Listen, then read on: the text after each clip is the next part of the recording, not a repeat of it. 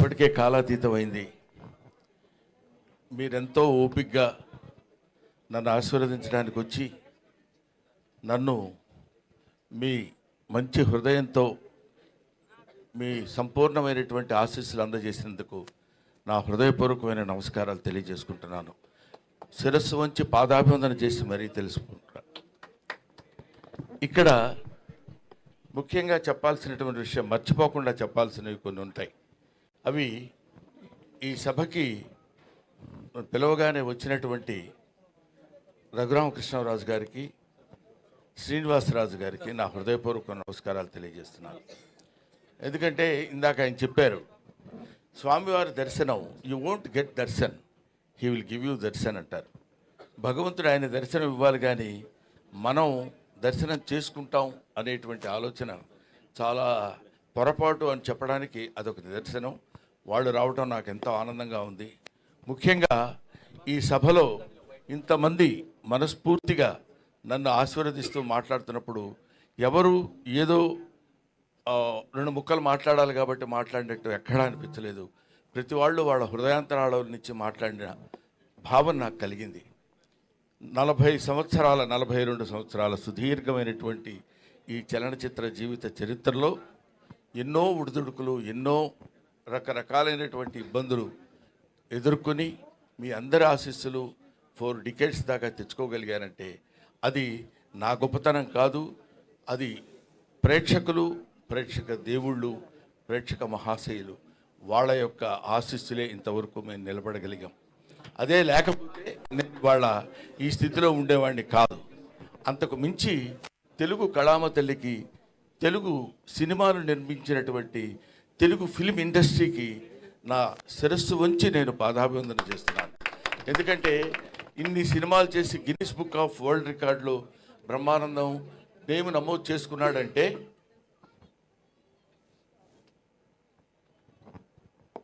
ఇన్ని సినిమాల్లో చేసి పేరు నమోదు చేసుకున్నాడంటే ఇన్ని సినిమాలు చేయటం గొప్ప కాదు. ఇన్ని సినిమాలు నిర్మించినటువంటి నిర్మాతలు, దర్శకులు ఉన్నటువంటి తెలుగు కళామతలి యొక్క గొప్పతనం. వాళ్ళు నిర్మించిన అన్ని సినిమాలు ఉండబట్టే మేము ఇన్ని సినిమాలు చేయగలిగాం. కాబట్టి ఇటువంటి అవకాశాన్ని నాకు కల్పించినటువంటి మహనీయులకు అందరికీ చిన్న పెద్ద తేడా లేకుండా, ప్రభువెక్కిన పల్లకి కాదు అది మోసిన బోయీలు ఎవ్వరని, లైట్ మ్యాన్ దగ్గర నుంచి అందరూ ప్రతి వాళ్ళు సహకరించి మేము ఈ స్థితిలో ఉండటానికి, ఈ స్థితిలో ఉండేటువంటి పరిస్థితికి తెచ్చినందుకు వారికి సహస్రద పాదాభివందన చేసుకుంటున్నాను. ముఖ్యంగా నేను ఈ ఫిలిం ఇండస్ట్రీకి రావడానికి మూలకారకులైనటువంటి వ్యక్తులు మా గురువు గారు కీర్తిశేషులు జంధ్యాల గారు, తర్వాత చిరంజీవి గారు, ఆ తర్వాత రామానాయుడు గారు. ఈ 3 పేర్లు నేను ఎందుకు చెప్తున్నానంటే, ఎక్కడో నేను నటిస్తున్నటువంటి నాలో ఉన్నటువంటి యాక్షన్ని క్యాచ్ చేసి తీసుకొచ్చి వీళ్ళకి ఇండియా సినిమాకు పరిచయం చేయాలని, అప్పుడు చంటబ్బాయి సినిమాలో చిరంజీవి గారు నటిస్తుంటే ఆయనకి నన్ను పరిచయం చేసి, ఆ పరిచయం ద్వారా నన్ను చెన్నైకి తీసుకొచ్చి చెన్నైలో అందరికీ పరిచయం చేసినటువంటి చిరంజీవి గారు, వీడు చాలా గొప్ప యాక్టర్ అండి, చాలా బాగా యాక్ట్ చేస్తున్నాడు, బ్రహ్మాండంగా నవ్విస్తాడు, పెద్ద కమెడియన్ అవుతాడని ఆయనకి వెళ్ళిన ప్రతి చోటకి చిరంజీవి గారు నన్ను వెంట పెట్టుకుని వెళ్ళి అందరికీ పరిచయం చేసి నన్ను ఈ స్థితికి తీసుకొచ్చినప్పుడు జంధ్యాల గారు వీడైతే చాలా బాగుంటుందని అహనా పెళ్ళంట సినిమాలో నాకు ఆ క్యారెక్టర్ ఇచ్చి నన్ను కీర్తిశేషులు కోట శ్రీనివాసరావు గారి అసిస్టెంట్గా నన్ను నియమించి ఆ క్యారెక్టర్ చేయటం వల్ల అది పెద్ద హిట్ అయ్యి బ్రహ్మాండమైనటువంటి పేరు ప్రఖ్యాతులు ఆ సినిమాకి రావడం, అందులో సినిమాలో నటించినటువంటి అందరికీ రావటం, ముఖ్యంగా కొత్త వాళ్ళైనటువంటి కోట శ్రీనివాసరావు గారు, అప్పటికే ఆయన లబ్ధప్రతిష్ఠుడు, ఆయన తర్వాత నాకు ఆ పేరు రావడం నాకు చాలా ఆనందంగా ఉండి అలా అలా అలా అలా అలా వెనక్కి తిరిగి చూసుకోకుండా ఇన్ని వందల సినిమాలు నటించగలిగాను. అది నా గొప్పతనం అని నేను ఈనాడు ఫీల్ అవ్వలేదు. కొంతకాలం వరకు ఫీల్ అయ్యేవాడిని, చాలా గొప్ప నటుండి నేను, లేకపోతే నన్ను వీళ్ళందరూ మామూలుగా ఏదో పెద్ద పుడింగి రైడు అని అనుకుంటున్నారంటే కొంచెం కాలు రగరేసుకొని నడిచిపోయిన రోజులు ఉన్నాయి. ఎందుకంటే ఒక స్టేజ్లో ఏంటంటే ఒక లవ్ అనేది, అంటే ఒక స్థితి అనేది అప్పుడప్పుడు పరిస్థితులను బట్టి మారుతుందనటానికి నేను DD8లో దాన్ని ఏమంటారు టీవీ దూరదర్శన్లో మాట్లాడేటప్పుడు అక్కడ నేను చేసిన యాక్షన్కి అందరూ పక్కపక్కల బ్రహ్మానందం అని అంటే చాలా ఆనందపడిపోయాడు. అబ్బో మనకు చాలా పెద్ద పేరు వచ్చిందిరా అని. మున్సిపాలిటీ బండిలాగా చెత్తబళ్ళు వస్తాయి చూడండి, ఎక్కడైనా యాంటీనా ఉన్న ఇల్లు ఉంటే అక్కడ ఆగేవాడిని. అంటే వాళ్ళు బయటకు వచ్చి చూసి ఇదే బ్రహ్మానందం అంటారేమో అని ఆనందం. సో అటువంటి స్టేజ్ నుంచి ఇవాళ Brahmanandam became a house hold comedian అనేటువంటి స్థితికి పరమేశ్వరుడు నన్ను ఇక్కడ తీసుకొచ్చాడు. నేను ఇందాక చెప్తున్నాను, చాలా సందర్భాల్లో నేను వెంకటేశ్వర స్వామి గురించి ఎందుకంటాను, ఇందాక రఘురామకృష్ణరాజు గారు చెప్పినట్టు నేను మా ఇంట్లో అంటే అదొక పిచ్చి నమ్మకం. మిగతా వాళ్ళ నమ్మకంగా ఉండొచ్చేమో కానీ ఎవడో ఒకరిని నమ్ముకుంటే వాడు మనకు సాయం చేస్తాడులే అని మనం అంటుంటాం చూడు. ఒరే ఎందుకురా పెద్ద చోట తిరుగుతావు, వాడి దగ్గర పడుండు, అది ఆయనే ఏదో జీతం పెంచుతాడు, ఏదో చేస్తాడు, నువ్వు శుభ్రంగా బతకొచ్చని పెద్దలు మనకు చెప్తుంటారు. అలాగే వెంకటేశ్వర స్వామిని నమ్ముకొని ఆయన్ని బతికితే ఆయనే ఏదో మనకు కావాల్సింది ఎప్పుడెప్పుడు ఏది ఇస్తాడో అనేది, అలాగా ఆ రకమైనటువంటి జీవన విధానాన్ని గడిపినటువంటి వాడు. ముఖ్యంగా మా అన్న బాబు మోహన్, నా మనవడు బాబు మోహన్, ఓకేనా. నేను బాబు మోహన్, కోట శ్రీనివాసరావు ఆ రోజుల్లో 3 ఇన్విటబుల్స్ అనేవాళ్ళు మమ్మల్ని. మేము ముగ్గురం కంపల్సరీగా ఏ సినిమాలైనా ఉండి తీరాలి. ఇది నేను చెప్పేది ఒక 10 to 15, 20 years బ్యాక్. ప్రతి సినిమాలో కోట శ్రీనివాసరావు, బ్రహ్మానందం అండ్ బాబు మోహన్ ఉండాలి. మేము ఇందాక చెప్పాడు బాబు మోహన్ గారు ఏమన్నారంటే, మేము ముగ్గురు ఒకే రూమ్లో ఉండేవాళ్ళం అని. మీకు తెలియదు, నీకు టైం సెన్స్ తెలుసురా అసలు. నీకు మనవడు అనుకున్నావు, ఇష్టం వచ్చినట్టు తిడతాను. ఇప్పుడు నువ్వు నోరెత్తడానికి వీల్లేదు. ఎందుకంటే 6:30కి గౌతమ ఎక్స్ప్రెస్ ఎక్కి సికింద్రాబాద్లో, పర్లేదు పరువు ఉంటే కదా పోవటానికి, 6:30కి గౌతమ ఎక్స్ప్రెస్ ఎక్కాలి. వీళ్ళిల్లు సికింద్రాబాద్ పక్కనే. కరెక్ట్గా 6:31కి ఒక వ్యక్తి ఒక బ్యాగ్ వాడి చేతిలో పట్టుకొని పరిగెత్తుకుంటూ వచ్చేవాడు కంపార్ట్మెంట్ దగ్గర. ఎవరు ఏంటి ట్రైన్ కదులుతున్నప్పుడు పరిగెడుతున్నాడు ఏంటి అనుకునేవాడు. చూస్తే వీడు ఒక క్యారేజీ చేపల కూర, అందులో ఏదో పప్పు, ఇంకోటి ఏదో. అన్న నీకోసం చేపల కూర తెచ్చినానే. ఎవరికి తెచ్చాడు, అసలు ఎక్కకపోతే ఏంటి పరిస్థితి అని ఎక్కి శుభ్రంగా తిని పడుకునేవాడు. పండుకుని ఒక అర్ధరాత్రి పూట అని ఏంటా ఏమైందంటే, చలిగా ఉంది బావా, చలిగా ఉంది. ఏంటి చలిగా ఎందుకుందిరా అంటే, అప్పుడు ఒక ముద్ద తగ్గించుకుని తింగితే ఆ చలి ఉండదు, పాడు ఉండదు. ఏసీలో పడి మళ్ళీ కింద కూర్చోబెట్టి కింద పడుకోబెట్టి ఇలాగా వెళ్తుంటే టికెట్లు ఉండవు. ప్రొడక్షన్ మేనేజర్ టికెట్ గురుగారు మనకి నిర్వహణలో వచ్చేస్తాయి. అదే మామూలు టికెట్ అనుకునేవాళ్ళం మనం, ప్లాట్ఫామ్ టికెట్ అనమాట. అది తీసుకుని అక్కడికి వెళ్ళిన తర్వాత మొత్తం ప్రతివాడు బెమ్మారా బామ్మోను ఏంటో టికెట్ లేదా, కన్ఫర్మ్ లేదండి, పోనీ అక్కడ కూర్చోడాడు పక్కన, ఏది లెట్రిన్ పక్కన కూర్చో. అది ఇలాగా అంటే నవ్వించేవాడి జీవితాన్ని గురించి చప్పట్లు కొట్టేవాడికి అనవసరం అంటారు కదా. మీకు అనవసరం, మీకు మేము నవ్వించాలి. ఎన్ని తిప్పలు పడి నవ్విస్తామంటానికి comedy comes from the zenith point of tragedy. Zenith point బాగా భయంకరమైనటువంటి ట్రాజడీ నుంచి కామెడీ వస్తుందని చెప్తారు. అది ఎందుకంటే ఇదిగో ఇలాంటి కష్టాలని మాకు అనవసరమయ్యా, నువ్వు నవ్వించు, మాకు నవ్వాలి.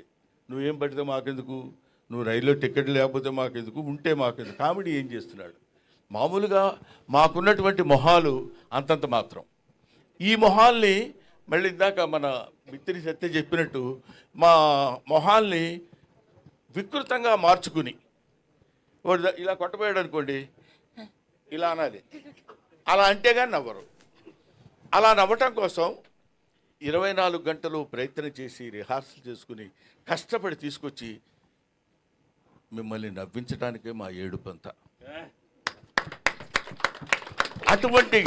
అటువంటి కామెడీ జీవితాల్ని పంచుకొని పుట్టినటువంటి మమ్మల్ని మీరు ఏదైనా చిన్న చితక పొరపాట్లు తప్పులు ఉప్పులు ఉన్న పండురా పాపం పొద్దున్న లేస్తే నవ్విస్తాడు అని వదిలేద్దాం అనే పెద్ద మనస్తత్వాన్ని మానవాళి తెలుసుకోవాలని నా మనసు. అది నా బాధ్యత. అది మనుషులు మానవులమైనందుకు ఎక్కడ ఒక్కొక్కటి జాబ్ ఏంటి, మిమ్మల్ని నవ్వించడం, to make you happy, right?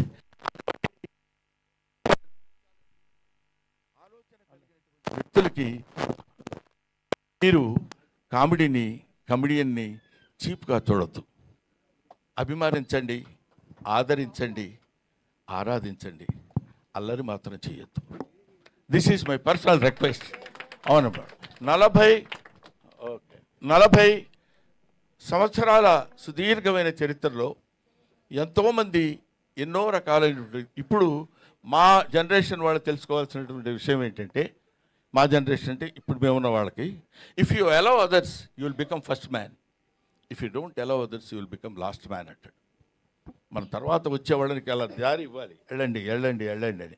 లేదు లేదు నేనే ఉంటాను, తలకి రంగేసుకుంటాను, జుట్టు ఇలా తిప్పుతాను, చాలా యంగా కనపడతాను అంటే కుదరదు. మనం చెయ్యగలగాలి. వయస్సు ఒకటి ఉంటుంది. కాబట్టి అటువంటి పరిస్థితుల్లో మనం మన యొక్క స్థితిగతుల్ని, మన యొక్క ఏజ్ని, మన యొక్క విషయాన్నంతా మనం జాగ్రత్తగా మనల్ని మనం పరిశీలించుకుని ఆత్మవిమర్శ చేసుకోగలిగినప్పుడు 10 కాలాల పాటు హాయిగా ప్రశాంతంగా నువ్వు ఉంటావు, 10 మందిని ఉంచగలుగుతావు. అందువల్ల ఇవి మనం తెలుసుకోవాల్సినటువంటి, జీవితంలో తెలుసుకోవాల్సినటువంటి నగ్న సత్యాలు, నిజాలు. అందుకనే మనకి ఇది నేరము తప్తలోహమున నిలిచి అనామకమై నశించు, ఆ నేరము ముత్యమట్లు భాషించు, నడినీదళ సంక్షితమై అంటాడు. నీటి చుక్క తప్తలోహమున నిలిచి బాగా కాలుతున్నటువంటి నీళ్ళ పెనం మీద వేస్తే చుయ్యమని అది దానికి నామరూపాలు లేకుండా వెళ్ళిపోతుంది. అదే నీటి చుక్క తామర ఆకు మీద పడినప్పుడు ముత్యంలా అనిపిస్తుంది. అబ్బా ఇది ముత్యమా అనే భావన మనకు కలుగుతుంది. అలాగే దేవుడి గుళ్ళోకి వెళ్ళి రూపాయి బిళ్ళ దేవుడి గుళ్ళో వేస్తే అది పోతుంది. ఆ రూపాయి బిళ్ళ బయటికి తీసుకొచ్చి ఎవరికన్నా ఇస్తే ముష్టవు. కాబట్టి దానికి ఉన్నటువంటి విలువ దానికి ఉంటుంది. దాన్ని ఉపయోగించేటువంటి విధానం మాత్రం మనకి కనిపిస్తూ ఉంటుంది. కాబట్టి మహనీయులందరికీ ఇంతమంది ఇంత ఓపికగా కూర్చుని, ఆ తర్వాత ముఖ్యంగా వీళ్ళ పేరు చెప్పబోతే బాగుండదు, అందరూ మెడల పైకి చూస్తున్నారు, సీను ఇటు పేరం గ్రూప్ వాళ్ళు.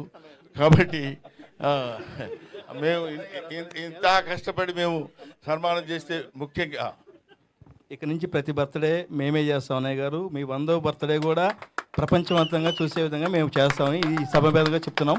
ఇప్పుడు ఏదైనా చిన్న చిన్న పొరపాట్లు జరిగి ఉంటే క్షమించండి. నెక్స్ట్ బర్త్డేకి శిల్పకళా వేదికలో అది పెద్దగా చేస్తాం అన్నయ్య. ఇంతకంటే పొరపాటు ఏమైనా ఉంటుందా? పావు గంట వాగి ఇప్పుడు 1 minute అని చెప్పి 1 second. కాబట్టి పర్లేదు నాన్న. ఇలాంటివి టు ఎర్ర్ ఈజ్ హ్యూమన్. తప్పు చేయటం మానవ లక్షణం, మానవ సహజం. అది తప్పు చేసేవాడి గురించి 2 4 2 4 8 2 5 10 2 6 16 12 2 7 14 2 8 16 అని అన్నాం అనుకోండి, పొరపాటున ఇప్పుడు చూసారా మధ్యలో 2 6 16 అనేసరికి ఏయ్ అన్నాడు అంటే నిజం. అన్ని మంచి చెప్పేంత వరకు ఎవడు పట్టించుకోడు. ఎక్కడో ఒక చోట నోరు జారుతాం, తప్పు జారుతాం, దాన్ని వెంటనే క్యాచ్ చేస్తారు. అది హ్యూమన్ సైకాలజీ. నువ్వు కాదమ్మా, నువ్వు కాదు, నీకేం తెలుసు నీ మొహం. కాబట్టి ఇటువంటి స్థితిలో పొరపాట్లు ఏవేవో జరగటాలు, ఏవేవో చేయటాలని కాకుండా ఇదిగో ఈ సీని ఇన్ఫ్రా మీరందరూ మాట్లాడకండి. చూసారా, 10 మందికి చెప్పేవాడిని ఒకటి చూపించుకోవాల్సిన పరిస్థితి ఏర్పడింది. సీని ఇన్ఫ్రా వాళ్ళకి పేరం గ్రూప్. అవునమ్మా, ఏమమ్మా చెప్పకపోతే ఏం చేస్తారు ఇప్పుడు? గిరీష్మా గారికి. ఆ తర్వాత నాకు పాపం ఇతను 4 రోజుల క్రితం వచ్చాడు ఇంటికి. వచ్చి నన్ను మీకు సన్మానం చేస్తున్నామండి అన్నారు. నేను సన్మానాలు ఇవన్నీ ఒప్పుకొని చాలా కాలం అయింది. ఎందుకు ఏమి అంటే ఒక స్టేజ్లో మనకు సన్మానం చేస్తున్నాను కానీ శుభ్రంగా స్నానం చేసి మొహం పౌడర్ రైస్ చేసుకుని సన్మానం అనుకుంటూ వెళ్ళేవాడిని. ఏం చేసామని మనకి సన్మానం, ఇంకా ఎంత చెయ్యాలి, ఎంతో చేయాల్సింది ఉంది కదా, వద్దులే సన్మానాలు అవి అనుకుంటే కాదు సార్. మేము మీకు ఎప్పటి నుంచో సన్మానం చేయాలని అనుకుంటున్నాను. మీ దగ్గరికి రావడానికి యాక్సెస్ దొరకలేదు, అది దొరికింది. అటువంటి పరిస్థితుల్లో మీకు మేము సన్మానం చేయాలి, మనస్ఫూర్తిగా చేస్తామండి. మీరు దయచేసి యాక్సెప్ట్ చేయండి అని. మన శ్రీను, నువ్వు ఉండవా బాబు? ఇది వచ్చి నన్ను అడిగితే నేను కాదనలేక, ముఖ్యంగా కాదనలేకపోవటం నేనేదో పెద్ద గొప్ప తోపు బుడింగి అని కాదు. ఎందుకు కాదనలేకపోయానంటే, ఒక అభిమానంతో, గుండె నిండా ఉన్న అభిమానాన్ని పంచుకుంటానని చెప్పినప్పుడు ఇంకా నేను దాన్ని నో అనటం ఒక కళాకారుడిగా సమంజసం కాదు. ఏ అభిమానంతో నన్ను ఇంత బాండ్ చేశారో, ఇంత పెంచారో వాళ్ళని తప్పకుండా నేను కావాలని. ముఖ్యంగా 70th బర్త్డే అన్నారు. మరి వాళ్ళకి ఎవరు చెప్పారు ఏంటో, వేసి పడేశారు 70 అని. మనకేముందిలే, నేను కూడా ఓకే అనేసాను. అంటే మీరందరూ ఏమనుకుంటున్నారు తెలుసా, ఇంకా తక్కువ అనుకుంటున్నారు కదా. కాబట్టి ఇలాంటివి నేను అందుకనే చాలామంది ఏమంటే మీ ఇష్టం వచ్చినట్టు మీ మీమ్స్ వాడేస్తున్నారు సార్, మీరు అసలు పట్టించుకోవట్లేదు సార్, వాళ్ళందరూ ఏది పడితే అది రాసేస్తున్నారు సార్ అంటారు. అంటే నేనేమంటున్నానంటే, ఒక మాటలో చెప్పాలంటే మీమ్ గాడ్ అని ఇందాక చదివారు. మీమ్ గాడ్ అనే పేరు ఎలా వచ్చిందంటే, నాకు ఇంతమంది మీమర్స్ ఉండబట్టి వచ్చింది.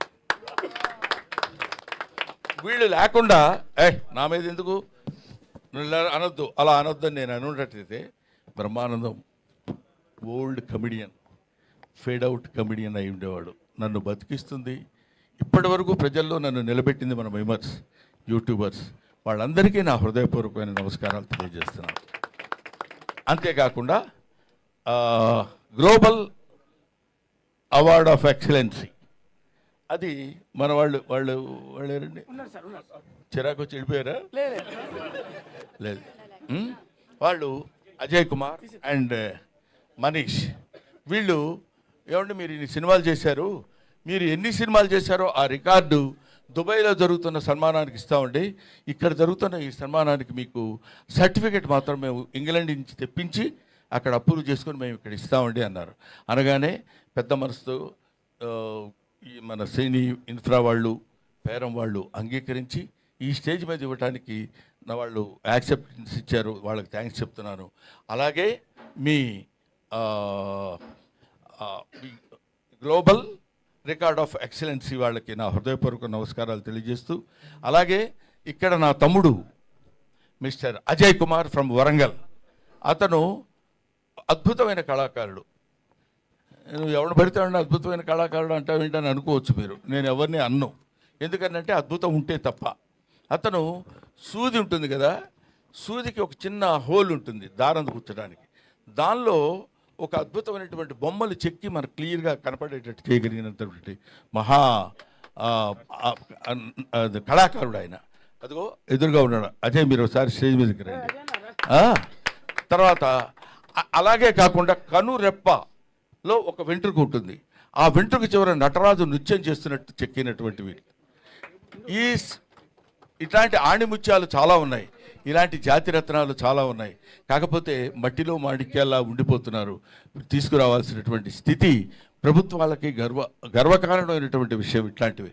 ఇతను ద్వారా వాళ్ళు ఇతనికి ఎక్సలెన్స్ అవార్డు ఇచ్చారన్న నాకు. అంటే మీరు తప్పకుండా మీకు ఇవ్వాలని మీరు వాళ్ళు ఎప్పటి నుంచో మిమ్మల్ని అడుగుతున్నారంటే, నా దగ్గర ఏంటంటే ఒక జబ్బు, అదేంటంటే గబుక్కుని ఎవరన్నా వచ్చి ఏం బ్రహ్మాండంగా దగ్గరికి వెళితే ఏమంటాడు, ఎందుకు వచ్చిన గొడవరా అనే అదొక, ఇదిగో మన ఇందాక బిత్తిరి సత్తి చెప్పాడు చూడు, ఏమంటారు ఎందుకు వచ్చింది నా దగ్గరికి వెళ్ళగలవా అని, అదొక చిన్న లైన్ ఒకటి వేశారు.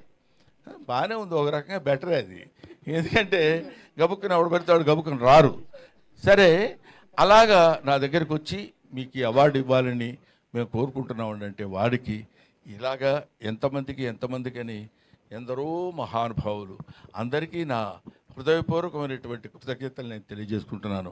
అయిపోయింది అనుకున్నారు కదా, అవలా ఇంకా ఆపేస్తాడ్రా బాబు అనే ఫీలింగ్లో ఉన్నట్టున్నారు మీరు. ఆపను. ఎందుకు ఆపనంటే, ఇప్పుడు ఇలాంటి సమయంలో కృతజ్ఞతలు చెప్పుకోవాల్సినటువంటి విషయం చాలామందికి ఉంది. ఆ తర్వాత ఇందాక నా పక్కనే కూర్చున్నటువంటి ప్రగతి గారు, ఆవిడ మేడం, ఒక ఎవరైనా మనల్ని ఇబ్బంది పెట్టారు, బాధ పెట్టారు, కష్టపెట్టారు అనుకున్నప్పుడు దాంతో కుమిలిపోవటం, కుంగిపోవటం, డిప్రెస్ అవ్వటం సాధారణమైనటువంటి విషయం. అది హ్యూమన్ నేచర్. అది తప్పదు. గబుక్కున ఏంటే నీ మొహం అన్నాడు అనుకోండి, అబ్బా ఇలా అన్నాడు ఏంటని బాధ. దాన్ని ఛాలెంజింగ్గా తీసుకుని life is a game, you should play it. Life is a challenge, you should meet it అని నిరూపించినటువంటి ఒక అద్భుతమైనటువంటి వ్యక్తి ప్రగతి. కాబట్టి వీళ్ళు ఇలాంటి వాళ్ళు ఎంతోమంది ఉన్నారు. ఇప్పుడు బాబు మోహన్, ఇప్పుడు ఏదో కమిడియన్ బాబు మోహన్ అన్నాడు. పరువు ప్రతిష్ఠ అనే సినిమాలో బాబు మోహన్ గారి నటన ఒకసారి ఇంటికి వెళ్ళి వీలుంటే ఒక 5 నిమిషాలు 10 నిమిషాలు మీరు దాన్ని ఏమంటారు గూగుల్ కొట్టి చూడండి. ఎర్రగూడ అనే సినిమాలో నేను తను ఇద్దరం కలిసి, తను కాటికాపరిగా నేను బ్రాహ్మణుడిగా ఇద్దరం కలిసి గొప్ప స్నేహితుల కింద నటించినటువంటి అద్భుతమైనటువంటి నటన చేసినటువంటి మహానటుడు. అలా కనిపిస్తుంటాడు కానీ అలా ఏదో సినిమాల్లోకి లేదా రాజకీయాల్లోకి వెళ్ళిన తర్వాత ఆయనలో వచ్చినటువంటి మార్పులు బోర్డని ఉండొచ్చేమో కానీ నటుడిగా ఒక అద్భుతమైనటువంటి ప్రజ్ఞత కలిగినటువంటి వాడు. ఎందుకంటే మామూలుగా ఇప్పుడు మనం చెప్పుకోవచ్చు, కోట శ్రీనివాసరావు పక్కన నిలబడి అతనితో జోడీగా, కోట శ్రీనివాసరావు అంటే వాడు అపర నటరాజు, అటువంటి వాడి పక్కన నిలబడి ఇదిగో బాబు మోహన్ గారు ఉంటేనే బాగుంటుందిరా కోటగాడి యాక్షన్ అని అనిపించుకోగలిగినటువంటి ఇలాంటి వాళ్ళు ఒక ధర్మవరపు సుబ్రహ్మణ్యం, ఒక ఎంఎస్ నారాయణ, ఒక వేణుమాధవ్, ఆ తర్వాత ఒక ఎవరు మన సునీల్ ఉన్నాడురా, ఏవిఎస్, ఏదో నోటికి వచ్చిన పేరు చెప్పేస్తామండి. వీళ్ళందరూ కీర్తిశేషులు రచ్చ రవి అంటే ఎలా బాగుంటుంది కదా. అందుకని ఇటువంటి వాళ్ళందరూ అట్లాంటి చదువుకున్నటువంటి వాళ్ళు, ఎడ్యుకేషన్ ఉన్నటువంటి వాళ్ళు, వీళ్ళు ఈ సినిమా ఇండస్ట్రీలో అప్పటి వరకు బ్రహ్మాండంగా నవ్వించి వదిలిపెడతారంటే నవ్వు ఎక్కడి నుంచో తెలిసిన మనుషులు వాళ్ళు. ఇందాక చెప్పాను, బజార్ను నడిచి వెళుతున్నప్పుడు కాలికో దెబ్బ తగిలింది అనుకోండి, మొట్టమొదటి ఆ దెబ్బ చూసుకొని అబ్బా చచ్చిపోతున్నావురా బాబోయ్ ఇదేంటి ఇలా జరిగిందని, దానికి అని అన్న దీన్ని నేను చూడండి అంటే వెంటనే వాడు హాస్పిటల్కి తీసుకెళ్ళి ఒక ఇంజక్షన్ చేసి కట్టుకట్టి వదిలేశారనుకోండి, ఓకే. రెండోసారి తగిలింది అనుకోండి, అబ్బా మళ్ళీ అక్కడే తగిలిందిరా బాబు అని అనుకుంటాం, ఇంకా ఎక్కువ బాధపడతాం, ఇంకా 2 ఇంజక్షన్లు ఎక్కువ చేయించుకుంటాం. అదే 10వ 11వ తగిలింది అనుకోండి, అదేంటోరా అది ఎప్పుడు ఇక్కడే తగులుద్ది, ఏంటో ఎక్కడ ప్లేస్ లేనట్టు అక్కడే తగులుద్ది ఏంటి, ఇంజక్షన్ అదే బదులేవా. అక్కడి నుంచి అంతటి విషాదం నుంచి కామెడీ పుడుతుంది. కాబట్టి ఆ కామెడీ నేర్చుకొని మీ అందరికీ పంచిపెట్టేటువంటి ఈ హాస్య నట బృందాన్ని, మీరందరూ హాస్యాన్ని, ఎందుకంటే ఒక హాస్యం ఎంత గొప్పదంటే ఇంకా నేను చాలాసేపు చెప్పగలను, మరీ ఇంత హింసించకండి సార్, వాళ్ళు భోజనాలు పెడుతున్నారా ఉన్నాయంట, అయితే పర్లేదు చచ్చినట్టు వినాలి మీరు. ఎందుకంటే హాస్యం ఎంత గొప్పదంటే ఇప్పుడు మనం సినిమా చూస్తున్నాం అనుకోండి, సినిమా చూస్తున్నప్పుడు అబ్బా హీరో ఏం యాక్ట్ చేశాడు రా, బ్రహ్మాండంగా చేశాడు, సినిమాలో అద్భుతంగా నటించాడు అంటాం, హీరోయిన్ సూపర్ రా అదిరిపోతుంది అనుకుంటాం, సీనరీస్ చాలా బాగున్నాయి అంటాం, విలన్ అదిరిపోయేటట్టు చేస్తున్నాడు అంటాం అని ఇంటికి వెళ్ళి కూడా మాట్లాడుకుంటాం. కానీ కామెడీ ఇక్కడ కూర్చొని గంభీరంగా అలా ఉండి ఇంటికి వెళ్ళిన తర్వాత వాడు కామెడీ బాగా చేశాడే అని అనం, అక్కడ చచ్చినట్టు నవ్వాలి. అలా నవ్వించగలిగిన వాడే కమెడియన్, అలా నవ్వించగలిగిన వాడే రియల్ కమెడియన్. ఇట్లాగా ఇలాంటి కమెడియన్స్, ఇలాంటి వాళ్ళు నాకు తెలిసి అన్ని భాషల్లో కమెడియన్స్ ఉన్నారు, కానీ తెలుగు భాషలో ఉన్నంత వైవిధ్యం కలిగినటువంటి హాస్య నటులు చాలా తక్కువ మంది మిగతా ఇండస్ట్రీస్లో ఉన్నారు. We feel proud to say that we are the comedians of Telugu film industry.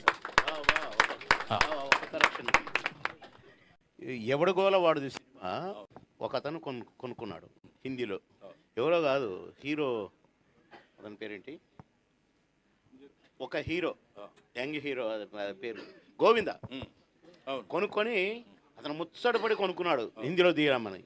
Comedians లేక ఇంకా సినిమా తీయలేదు, అక్కడే ఉంది బాక్స్. అది అంటే ఏమైనా అటువంటి స్థితిలో, ఇటువంటి పరిస్థితుల్లో ఇన్ని సంవత్సరాల సుదీర్ఘమైనటువంటి ప్రయాణానికి సహకరించినటువంటి మీ అందరికీ నా హృదయపూర్వకమైన నమస్కారాలు తెలియజేస్తున్నాను. ఇందాక మాట్లాడిన వాళ్ళలో మన రచ్చరవి బాగా మాట్లాడాడు అంటాను అనుకుంటున్నావు కదా నువ్వు. చాలా సరే, అది విషయం. తర్వాత తర్వాత ఎవరు మన మిత్తిరి సత్తి ఎక్కడ ఆ మాటలు రామ్మోహన్ రెడ్డి, ఓహో జితేంద్ర నువ్వు వచ్చావా, రామ్మోహన్, తర్వాత మూర్తి గారు, వీళ్ళందరూ మాట్లాడుతుంటే వాళ్ళు that words come from their heart. ఏదో రెండు ముక్కలు మాట్లాడి వెళ్ళిపోదామని కాదు. నాగేంద్ర కుమార్ మై స్టూడెంట్ అతను. కాబట్టి వీళ్ళందరూ నన్ను ఇంత ఆశీర్వదించి ఈ స్థితికి తీసుకొచ్చినప్పుడు నవ్వుతూ చింపండి అని రాశారయ్యా. Thank you very much. అందుకని మాట్లాడటం అనేది ఒక ఆర్ట్. ఎవడు పడితే వాడు మాట్లాడటానికి కుదరదు. ఏదో మైక్ ఇచ్చాం కదా అని ఏదో ఇప్పుడు ఒక అతను మాట్లాడతాడు, చెప్తా చూడు. సోదరి మండలారా,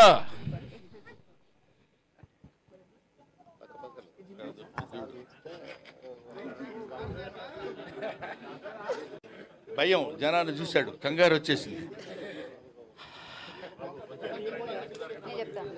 ఈరోజు మళ్ళీ అరిచాడు. ఈరోజు నేను అది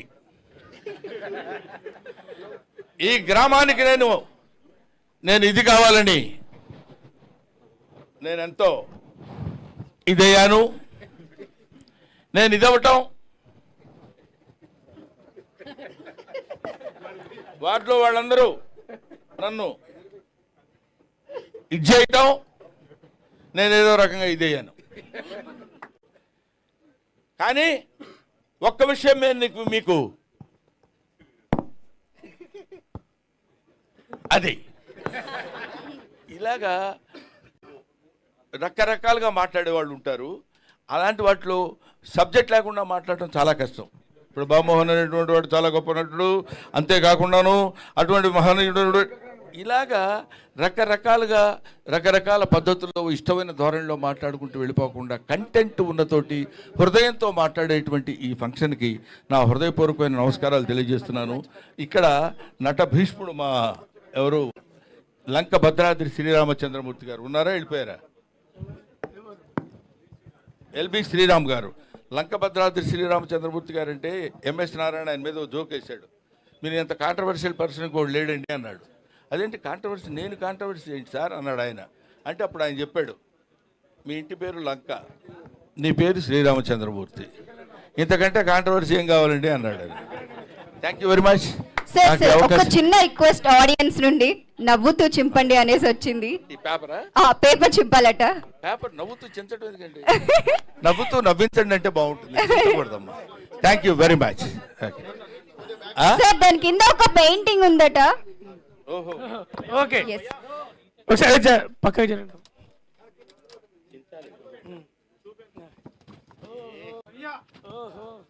సూపర్.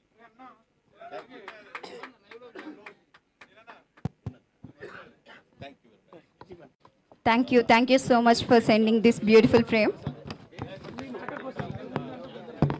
ఇది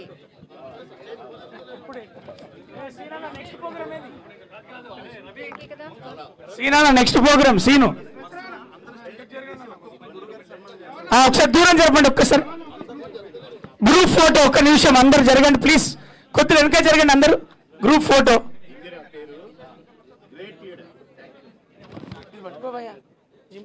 ప్లీజ్. అమ్మ కొద్దిగా వెనక జరగండి, అన్న కొద్దిగా అందరు జరగండి. సార్కి ఒక గ్రూప్ ఫోటో ఇద్దాం. బాబుమోహన్ అన్న ఉండండి. ప్రగతి గారు మేడం ముందుకు రారా ప్లీజ్. రఘుబాబు అన్న చూశాను. రండి గ్రూప్ ఫోటో.